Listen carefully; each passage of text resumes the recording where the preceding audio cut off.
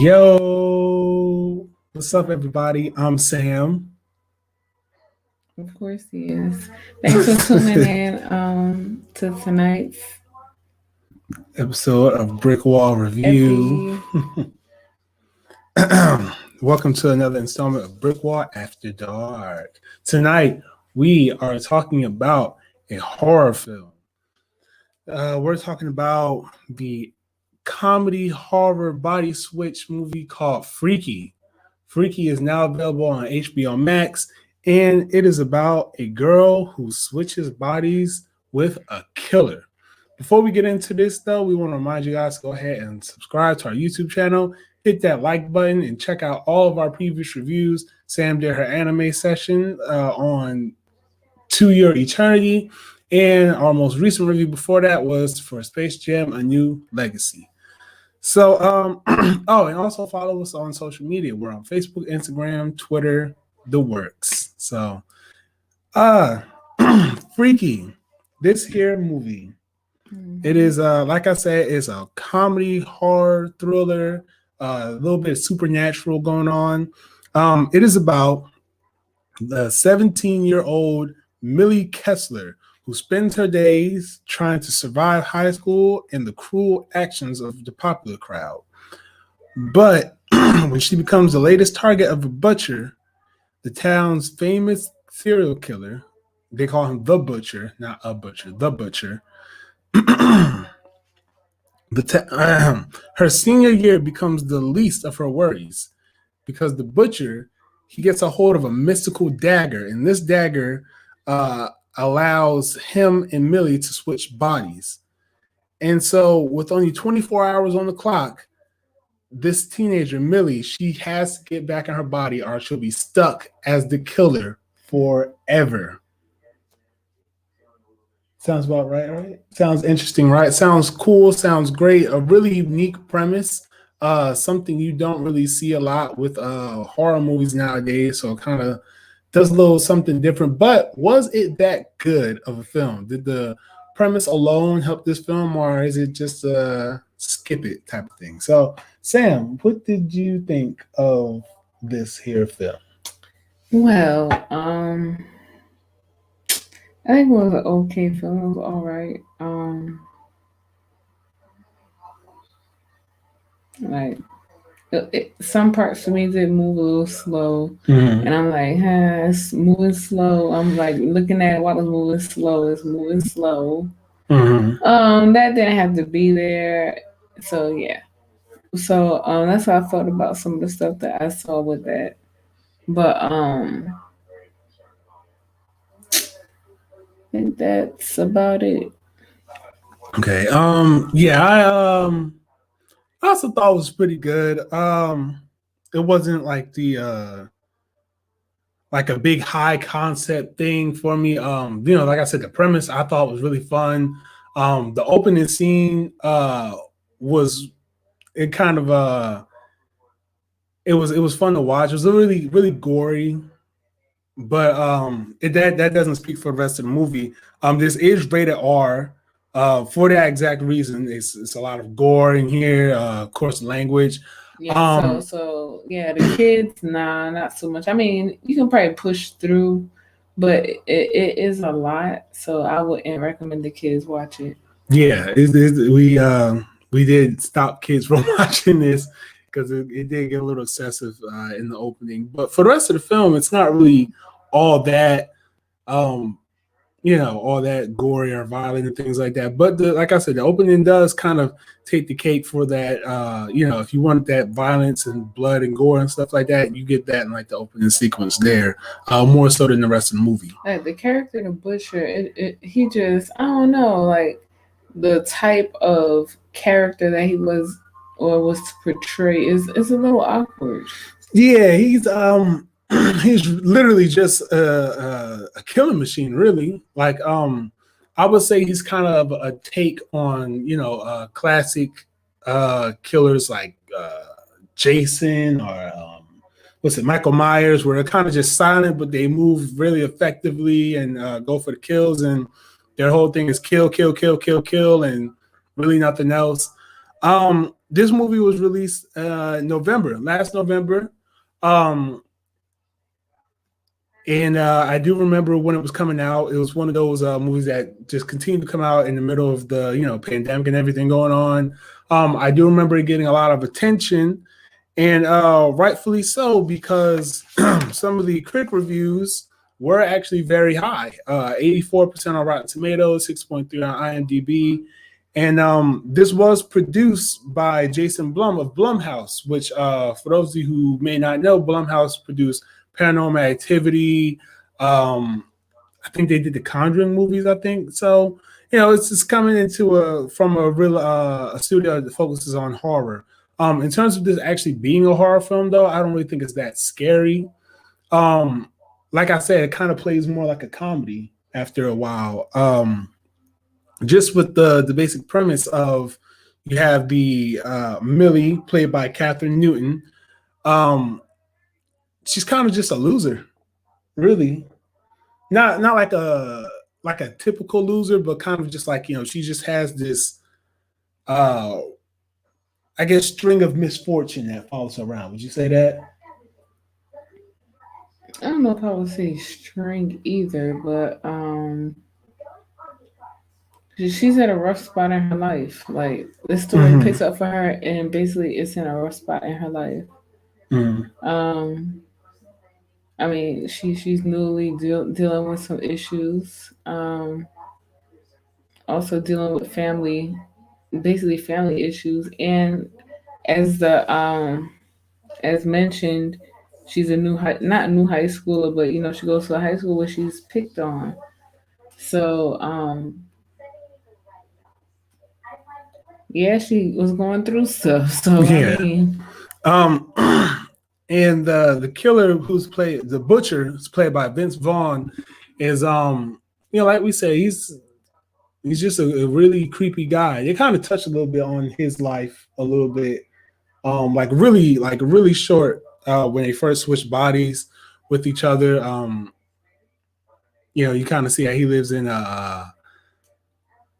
I guess you can call it it kind of fits his butcher name a little bit, because just like dead animals hung up all over the place, and it's like a little mattress just sitting on the floor, and there's a bunch of crackheads running around and stuff like that for drugs. So it's weird, and I think the roles were played really good on both ends, from Vince Vaughn being the killer turned into the teenager, and then from the Catherine Newton being the teenager turned into the serial killer. I think those roles were played very good. Both actors really kind of were able to switch in between those as the movie called for. Well, I would say so. I guess I just didn't really like how the butcher acted while he was in Millie's body. Like, I didn't really care for that too much. Yeah.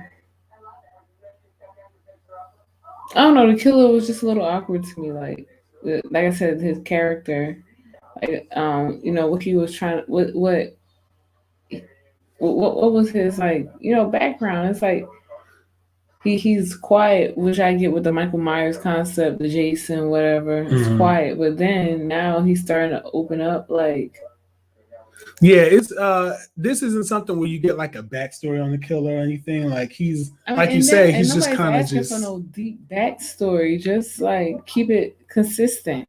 Yeah, because he does at a few points he does go from especially when he's in the girl's body, from just like a silent creep up type of person, which I say he's like a ninja. He's a master of sneaking up on people. But then he also it gets more personality through him being the girl than it does through him being the actual serial killer.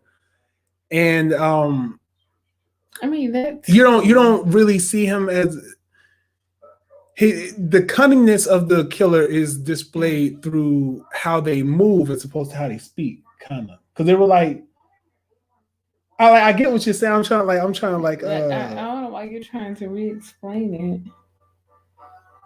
Because I mean, it is what it is. Yeah. This movie kind of reminds me of just how subverts the genre a little bit. It reminds me of Happy Death Day a little bit. Just how they kind of take a premise okay, You're being killed or you're gonna be killed. I don't remember but that movie. That was didn't watch it.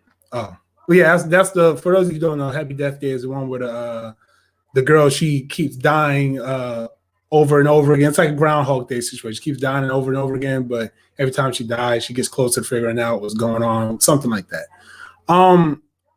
But it takes that that premise, which could be horrifying, as it does with this, and it kind of makes it really comedic. And I think I already said it. I think Vince Vaughn really kind of like did a good job on the being a teenage girl who's stuck inside of a killer's body type thing, because that could have easily not been as entertaining to watch. Yeah, because we can only go to the subject of the men having to take on the form of a teenage, Yeah, because that's even so with Jumanji. Yeah, where I think now you have to just have the right actor to kind of take on that teenage girl in a grown man's body role, which sounds weird. And it is weird to watch, especially in this movie where they go places with it that I really didn't think they were going to go fully, especially with her crush. I didn't think they were actually going to go there. I was like, they're not going to do it, but they did it, and I was like, wow. Just to make it funny. So I'm saying that I'm okay with that. I'm just glad that nothing was taken out of. Yeah, no, I appreciate it for what it was. It was just like, again, like I said, it's just one of the things I didn't fully expect it. I mean, it's cool, but it was still funny. One of the things I didn't like, which I guess we can move on to our likes and dislikes for this movie, because I mean, it's a pretty simple movie. It's not like a really hard think piece or anything. It is an entertaining film, but one of the things I didn't like particularly about it is there's a character, a young black girl in this movie, and I just didn't like how she took the most hits and the most shit from everybody. Remember, because at first when the killer. Well, no, when I was about to say Maddie, the friend. I can't remember her name here. Nyla, was it Nyla? Yes, it was Nyla. Nyla, who's played by Celeste O'Connor, if I'm saying that name right. But Nyla, she gets like the crap kicked out of her 2 times by Millie in the serial killer's body. So you got Vince Vaughn practically, he like kicks this girl down twice, and then like she gets pretty much a gun drawn on her by a cop, and while trying to save the day and everything like that. So I didn't like that, but that's just me. I was just like, wow. So because her other friend Isaac, he's like a gay kid, and I'm like, wow. So he's not gonna get hit either. He's just gets pushed gently down to the floor. That was one of the things I didn't like. If I want to nitpick something, there were a few other things I didn't like too, but we'll get into that. But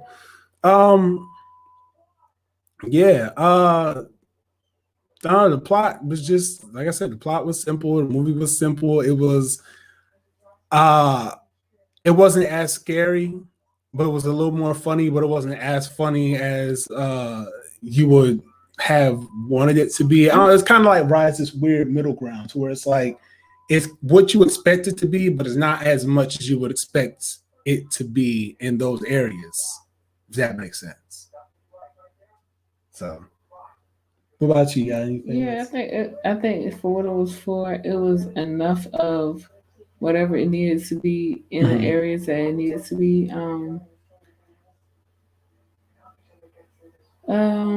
I think that's. Yeah.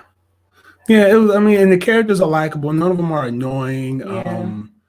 They're all, the story, like we said, Millie, she has family drama with her mom being alcoholic, dad passing away recently and stuff like that. So that takes center stage to the movie, but it feels natural. It's like you feel bad for her, you feel for this character. And really, like you said, the only thing that kind of bogs it down is just like, okay, this serial killer guy though, like, he's just weird. Yeah. The serial killer, I swear he's weird. He has to have some type of mental definitely issues, and I'm like, okay. He's like, which they don't say, and that too, you can, I can also contribute Mm-hmm. to, well, just put that in the same category with, well, why was he so quiet? Now all of a sudden he's opened up. So, that just goes into, I guess, us having to think, well, now I want to know what kind of mental disorder he had. Does he have one? So, I mean, it just put us in further discussion. Right. His when he was in the girl's body, it reminded me of that episode of Family Guy when Stewie made the evil clone himself, and the clone was just going around just killing people with that evil grin on his face the whole time. That's exactly what it was like watching the serial killer inside of Millie's body. So before you watch this movie, what were your thoughts going into it? I was like, I don't feel like watching that shit. I don't feel like watching that shit. Those are my damn thoughts. Yeah. My thoughts were a little less harsh. Like I said, I was aware of this movie's existence. So going into it, I was like, I didn't know what kind of movie it was going to be. I did hear a lot of how it was funny. So I guess I kind of put in that category of Happy Death Day, where I was like, okay, this is probably going to be something a little comedic. I was expecting it to be a little bit more funny. But also going into it as well, especially with the opening scene, I'm like, okay, we're in for something that's going to be along the lines of a gore fest. And then it wasn't that either. So, I was interested. That's all I can say. Thoughts going in, I was just interested to see where it was going to go. He was going around killing people for no damn reason. He really was. Like the opening of that movie was like what did you do to him? Like how do you gauge who you're gonna kill, man? Like it was kind of it was brutal. Those first couple kills were very brutal. And then everything else, like when he's in the girl's body at the high school. And he acknowledged that the female body was weaker too. Like, I can't do that. The body is so weak. Yeah. He doesn't even, because he doesn't have a tactical advantage. He doesn't have really any type of advantage. Really, when he's in a female body. Yes, but still going around and just enjoying the hunt. Like his thing was, I'm just gonna enjoy this for what it is. Like he was luring people to his secret lair or something like that, so he can get killed. Which was crazy. I mean, he killed it. Like, it was weird. This was very funny. It was very crazy. And the deaths were very graphic. Yeah, they were graphic. They were a couple of them were creative. I will say that much. But yeah, this guy, I want his deal is wild. It's crazy. And at the end too, where I thought he was gonna pull one of those, come join me and kill type things. So yeah, it's in the mystical dagger thing. It oddly enough, it works. Like it oddly enough, it just makes sense in this movie. In this world that they build, it makes sense. What are some of the things you liked about the film?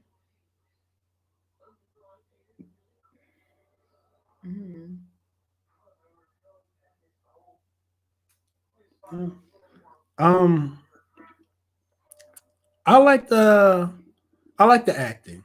That's definitely something I liked. I like the acting. I did like the portrayals of the performances. There were some good funny moments in here. I like how they didn't, even though it sounded like I kind of criticized it earlier, I do like that it didn't lean too hard in one direction, because it could have leaned too hard in the comedy and been very goofy. It could have leaned too hard into the horror and became very over the top gory, but it still stayed in that middle lane. So, it kind of, I can understand why, I can understand why it has the high reviews, because you can't bog it as being too much of something, like we both said. So that's something I did like about it. What are some things that you may have disliked about the film? Oh yeah, I've already said it about the killer and everything. Yeah. Yeah, No, it wasn't really outside of the things that I've already stated. I don't really think it was anything I did like when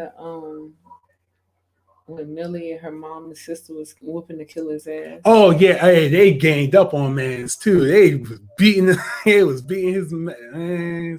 That was crazy. I liked it. I did. That was pretty cool. Did you like how it ended? Oh yeah. Yeah. It's over. Yeah. I did too. Yeah, it just ends, and I like it. It ends. The ending makes sense. It doesn't have like a cliffhanger or anything like that. It doesn't really actually, gain confidence and stuff. Right, right. And you don't need any type of epilogue to see it. You don't like you understand the character's journey. It goes full circle. So I did like the ending. I don't think anything really stood out though. I mean that we can additionally talk about. Nope, I was trying to think. I don't think so. Do you think it could have been a better ending? I think it ended really well. Yeah. It ended really well. And lastly, our favorite question here. Do you think it deserves a sequel? No. No? I don't. It's over. It is over. I'm glad they didn't do like a sequel setup thing. It is definitely over. I mean, it cost $5 million to make, made $9 million of financial success. In my eyes, at least, financial success, a critical success. I mean, they like to franchise things, but I don't think that this is necessarily something that you could go back to because, it just doesn't make sense. I can't So, what are you gonna give this on a rating? On a scale from 1 to 5, what are you giving this? What are you giving it? You want to ask all these damn questions? Ooh, I'm gonna give it a 4. I'm gonna give it a 4. Give it 4 stars. 4-star movie for me.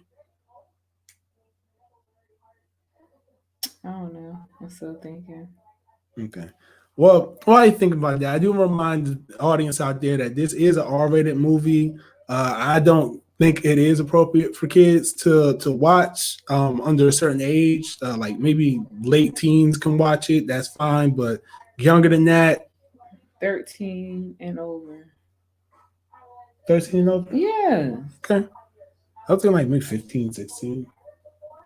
Some kids are sensitive now. Anyway, I think I give it like a 3.5 to a 3.7. I cannot with this advice, but yeah. So it was an okay movie. Like I said, it had its spots. There was some slow spots in it that could have shortened the movie out. Okay, well, that's just extra time in there for what reason?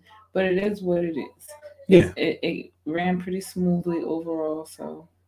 Yep. So, yeah, so that is our review of Freaky. It is now available to stream on HBO Max. Runs about an hour, 42 minutes long. Give it a watch, check it out, and thank you guys for tuning in. Make sure you subscribe to our channel if you like this review. Hit that like button down below. Check out all of our previous content, and join us here next week for our review of The Suicide Squad, the highly anticipated comic book movie that is already receiving rave reviews. But will we think it's that good? Yeah. I don't have a talk on him. All right. Peace out. See y'all next week. Peace.